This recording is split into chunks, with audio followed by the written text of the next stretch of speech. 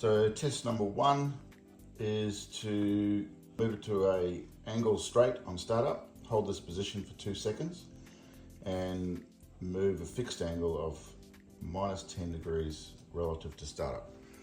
So I had all sorts of problems with this one to start with. I had to resolder the ground wire. I had to pull it all apart. The servo motor wasn't working.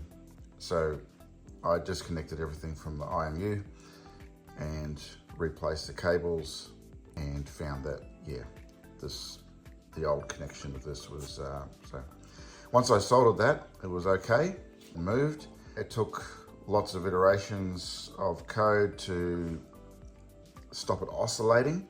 It would oscillate a lot and wouldn't move to the desired position of 10 degrees. 10 degrees is that line.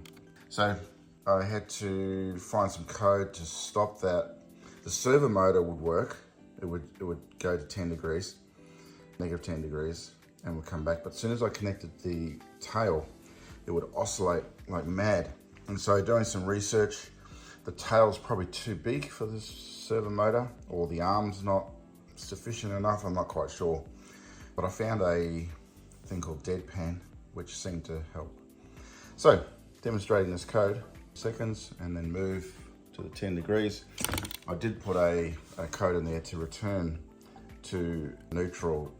As I was retesting all the code, I needed it to come back to neutral to alter the code and test it again without taking it apart. So that's why it comes back to 0.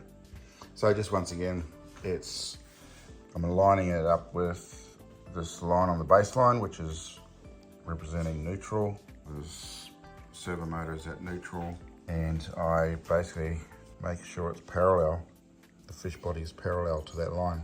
So once again, it'll move to 10 degrees and back to 0.